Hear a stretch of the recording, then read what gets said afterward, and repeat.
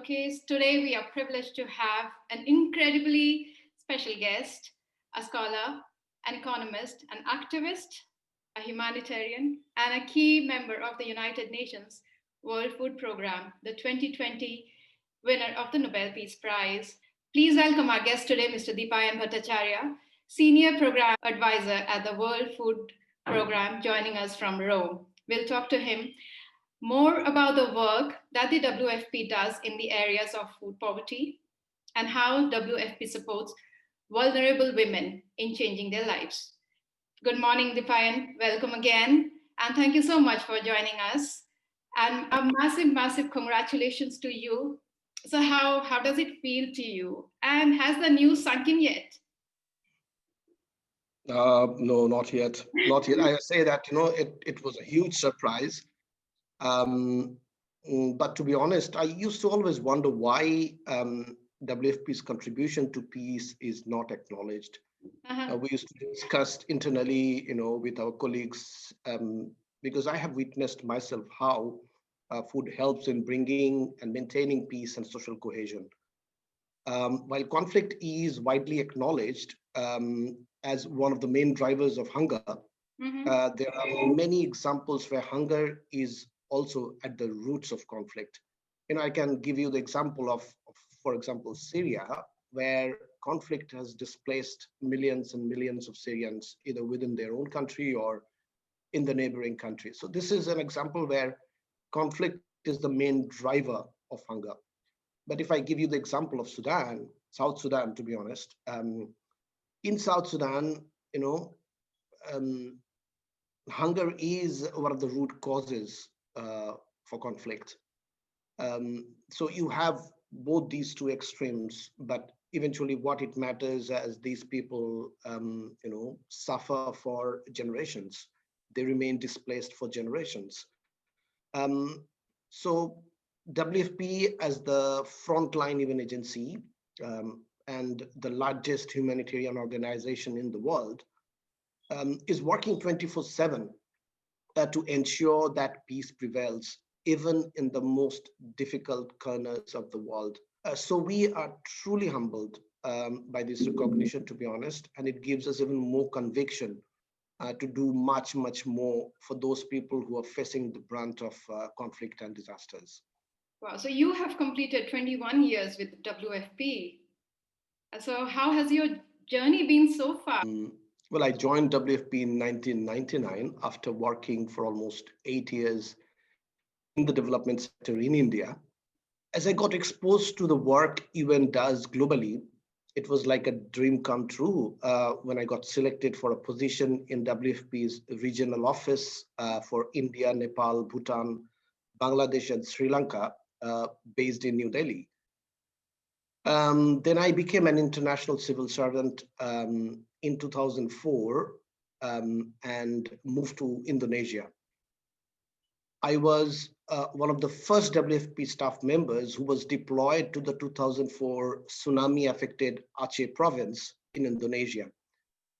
So when I was deployed, my first task was to ensure that these affected people who do not have access to food at that point in time get some food. But how can we send food through all these conflict-affected areas? Possibly these people, it may not reach those people.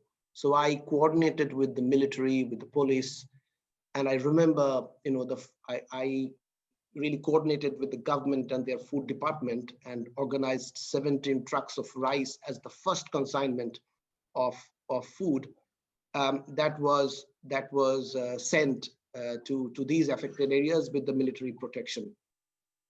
So after Indonesia, I worked in Uganda. Then I moved to Philippines. Finally, before moving to Rome, I was based in Bangladesh as the deputy country director. And just as soon as I arrived, there was a sudden influx of refugees from Myanmar, Rohingya refugees. And we had to, none of us were prepared and ready for that, but, WFP is known for, immediate action.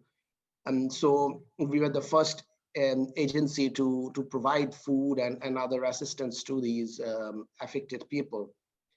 I also worked, I was part of a regional office for about 3 years. I was based in Cairo when I was serving all these significantly conflict affected countries in the Middle East, North Africa, and also a few countries in Central Asia.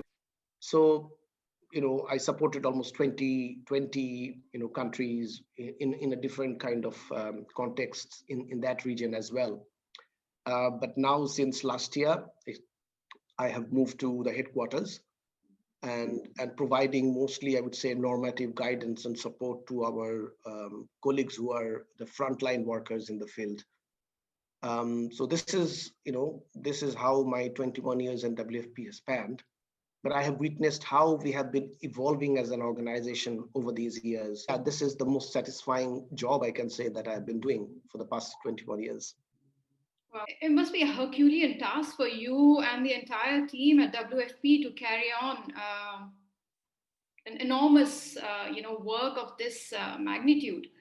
And I believe in 2019, you provided food to 97 million people in 88 countries. So how do you go about coordinating a work of this magnitude? And this year, 2020, the pandemic year, how has it impacted your work?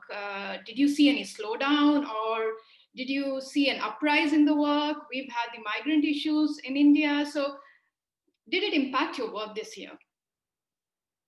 It did definitely impact our work, but it's exactly the opposite. We are working even more. Um, as we speak, we are now reaching out to more than 100 million people in these 88 countries. As I mentioned, WFP is the world's largest humanitarian organization. So there is a huge expectation that comes with that tag of largest humanitarian organization. So we have to be always ready. So we have a team that who are fully dedicated in terms of emergency preparedness. Of course, we never expected that emergency would be a pandemic, of this scale and proportion. But let me tell you, we really geared up with the great support from our senior management, our executive director and deputy executive director, and all of them. They said, we are behind you. There will not be any dearth of resources. We have reached out to more than 100 million people now. On any given day, as many as 5,600 trucks, 100 planes, and 30 ships are transporting food to the furthest corners of the world on any given day. Also, millions of vulnerable people are using biometric smart cards given by WFP to buy food locally from their local retail stores that are also supporting local food producers and traders. More than 17 million children receive nutritious meals in schools that allow them to concentrate on their learning and development to their full potential, because these are the children who otherwise would go to school hungry. So all these are possible because of almost 19,000 staff members of WFP who come with varied levels of skill sets. Some would be coming with logistics background, some would come with nutrition background, some would come with analysis and mapping background, economists, and so a varied skill sets are required for such a massive organization and for a massive work that we are doing. And we exactly have that kind of capacity with ourselves. One more thing I would like to share with you, Piyu. The COVID-19 pandemic has definitely put an additional layer of vulnerability on top of conflict and climate change disasters. A record 235 million will need immediate humanitarian assistance, and 30 million out of them are solely dependent on WFP's food. They do not have access to anything else. And nearly, in 2021, when we see that the number would become 235 million, is a 40% increase from 2020. And this is entirely brought on by COVID-19 pandemic. So far, as WFP's response, we have provided $1.7 billion of cash assistance in 65 countries, apart from food that we talked about. We are working with governments towards safe reopening of schools so that children can resume their studies and at the same time would have access to nutritious meals that they used to rely on. Governments in almost 50 countries have called upon WFP to help to introduce new social protection measures, or to strengthen or adapt their existing social protection programs. We are also providing cargo movement services for shipment of life-saving items like medicines and PPE kits and whatnot. And, and so far, we have transported over 100,000 cubic meters of critical cargo to 171 countries on behalf of 67 organizations, including WHO, UNICEF, and others. So we are leader in logistics services in the humanitarian sector. It's amazing, and the amount of work you do, the logistics that you mentioned. Is there a way in which individuals can join hands with you? There could be a few ways. You first mentioned about charity. Let me tell you that you know one can do very, very little small charity, but collectively that can become significant. We have an award-winning app called Share the Meal. Incidentally, this year in 2020, this app um, has been awarded Best App both on Google Play Store, yeah, and also Apple App Store. So this app, what you need is to do a few clicks, and that would then enable WFP to receive a very small contribution from an individual. It can be a one-time contribution, it could be a recurring contribution, and then that really definitely enables us to receive contribution from individuals. But apart from that, of course, if individuals are connected to private sector, they can definitely, just through their corporate social responsibilities, could contribute, resources, even expertise. When we have this kind of huge, large-scale emergency responses, we need more human resources, more capacity. So there are many private sector experts in logistics planning, in procurement related services, or in any of the technical aspects. In it is a huge also area of work where we have a number of experts working with us and supporting, so that we can look at that as a potential kind of collaboration with private sector entities and experts. We generally request for individual experts through our website and other sites for enlisting experts as a part of our roster. We also have internship opportunities for students who are, would graduate, within the next 6 months to 1 year's time, or have just recently graduated from a university. So these interns, they get rigorous exposure to our work, and that's kind of it many times could be a stepping stone to eventually get absorbed in WFP. There are many interns who worked with us and now part of WFP. So yeah, you have kind of different opportunities that are there. But apart from that, I would say that it's not always that one has to be directly involved with WFP. Sure. You have local NGOs.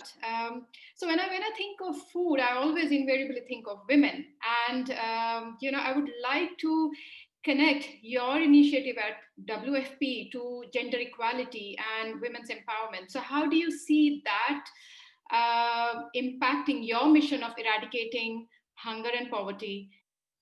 Thanks, Pip. It's a question which is very close to my heart, to be very honest.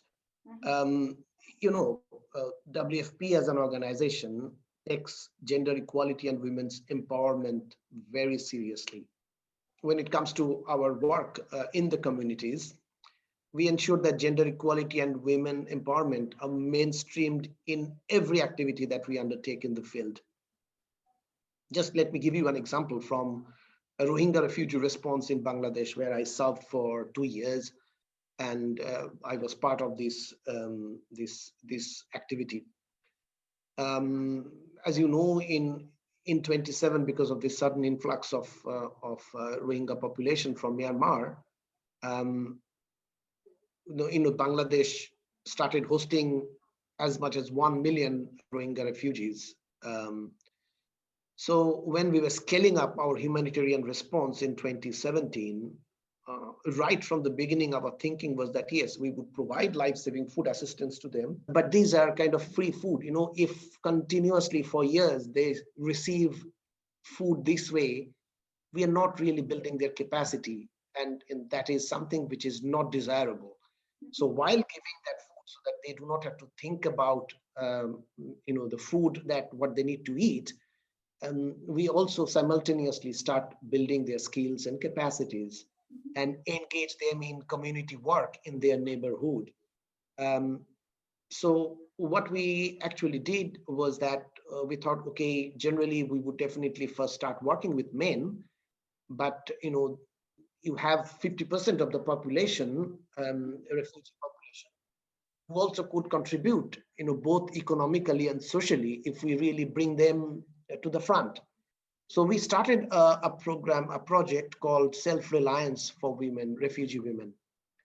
And this self-reliance project was in partnership with a few other UN agencies. We joined hands together, and we started to provide functional literacy to them, because most of them were illiterate.